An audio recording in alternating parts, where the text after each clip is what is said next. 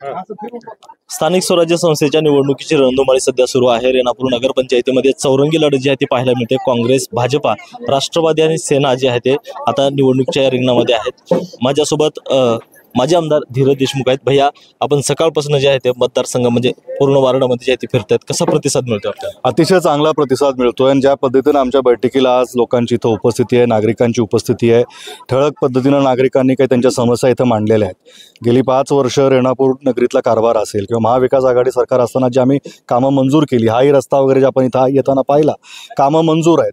फक्त महाविकास आघाडीच्या कार्यकर्त्यांनी पुढाकार घेऊन ते कामं आणले आणि ती कामं इथल्या नगराध्यक्षांनी किंवा इथल्या टीमनं होऊ दिली नाहीत। त्याच्यामध्ये आडकाठी करणं असेल, बाकीच्या भागामध्ये आम्ही जेव्हा जातोय तिथं लोक आम्हाला सांगतात की प्रत्येक कामामध्ये काही ना काही भ्रष्टाचार झाल्याचं इथं दिसून येत आहे।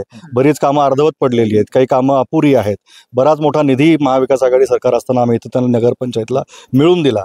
ह्या समंजस भावाने की ह्या भागातल्या कामासाठी ह्या भागातला विकास निधी उपलब्ध झाला पाहिजे, पण तिथंही पक्षपाती करून त्यांच्या लोकांच्या हाताला धरून, कॉन्ट्रॅक्टरला हाताला धरून ज्या पद्धतीचा भ्रष्टाचार रेणापूर नगरीमध्ये झाला आहे हा सगळ्याच्या डोळ्यासमोर आहे। कचऱ्याची व्यवस्था, पाण्याची व्यवस्था इथं होत नाही, रस्ते नालीची कामं अपुरे पडलेली आहेत, रिटेंडर करण्याची काही गरज पडते का, भासवते का? येणाऱ्या काळामध्ये आमचे नगराध्यक्ष झाल्यानंतर, नगरसेवक आल्यानंतर याच्यावर सखोल आम्ही एक रिपोर्ट, एक व्हाईट पेपर काढणार आहोत आणि त्या माध्यमातून नवीन पद्धतीनं रेणापूर नगरीतले वासिकांना जसा विकास अपेक्षित आहे तो विकास काँग्रेसच्या माध्यमातून त्यांना पोच करता येईल। भैया, विधानसभेला मित्रपक्ष आणि तुम्ही सोबत लढलात, मात्र आता एकमेकांचे विरोधक होऊन लढताय, म्हणजे जागा वाटपावर यावरती काही चर्चा वगैरे झाली नव्हती का? नाही, स्थानिक स्वराज्य निवडणुकीमध्ये कार्यकर्त्यांच्या निवडणुकी असतात। प्रत्येक पक्षाकडे आपापले कार्यकर्ते तिथं आहेत आणि ह्या नगर पंचायतीमध्ये जर आपण भूमिका बघितली, प्रत्येक जण ह्या नगरीतल्या भ्रष्टाचाराच्या विरुद्ध लढा उभा करतोय। खऱ्या अर्थानं तो महत्त्वाचा मुद्दा आहे। प्रत्येक वार्डामध्ये प्रत्येक उमेदवार असेल, कुठल्याही पक्षातला असेल, तो हाच मुद्दा घेऊन पुढे येतोय की रेणापूरमध्ये भ्रष्टाचार थांबला पाहिजे, हुकुमशाही, दडपशाही इथं थांबली पाहिजे आणि इथली ही व्यवस्था अतिशय चांगल्या पद्धतीनं पुढे गेली पाहिजे आणि तो मुद्दा घेऊन आम्ही जातोय। आणि आज संविधान दिवस आहे, जो अधिकार बाबासाहेबांनी सगळ्यांना दिलेला आहे की संविधानामध्ये समतेचं वागणूक मिळाली पाहिजे, त्या पद्धतीची वागणूक इथल्या लोकांना मिळत नाही आहे।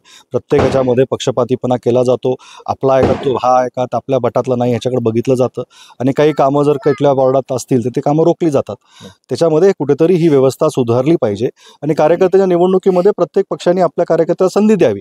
जागा कमी असतात, कार्यकर्ते जास्त असतात, त्यामुळे प्रत्येकजण आपापल्या पद्धतीनं त्यांनी उमेदवार पुढे दिलेले आहेत। पण महत्त्वाचा मुद्दा भ्रष्टाचार विरुद्ध ही निवडणूक आहे, हुकुमशाही विरुद्ध ही निवडणूक आहे आणि लोकशाही वर्सेस ठोकशाही ही निवडणूक आहे आणि लोकशाहीचा विजय येणाऱ्या 2 तारखेला मतदान स्वरूपी आशीर्वाद मिळाल्यानंतर जरूर 3 तारखेला आपल्याला निकाल दिसेल। एक परिवर्तन रेणापूरमध्ये घडलेलं दिसेल आणि एक नवीन रेणापूर घडवण्यासाठी रेणापूरची लोक आता सज्ज झालेली आहेत। तुम्ही मतदारांमध्ये फिरताय, मतदारांना काय आवाहन करणार त्यांना? आम्ही आत्ता जे सांगितलं आणि तुम्ही त्याचं रिॲक्शन पाहिलं, तोच माझं आव्हान आहे की लोकशाहीचा विजय झाला पाहिजे। आज संविधान दिवस आहे, मतांचा अधिकार वापरून ह्या ठोकशाहीला लोकशाही पद्धतीनं जबाब दिला पाहिजे।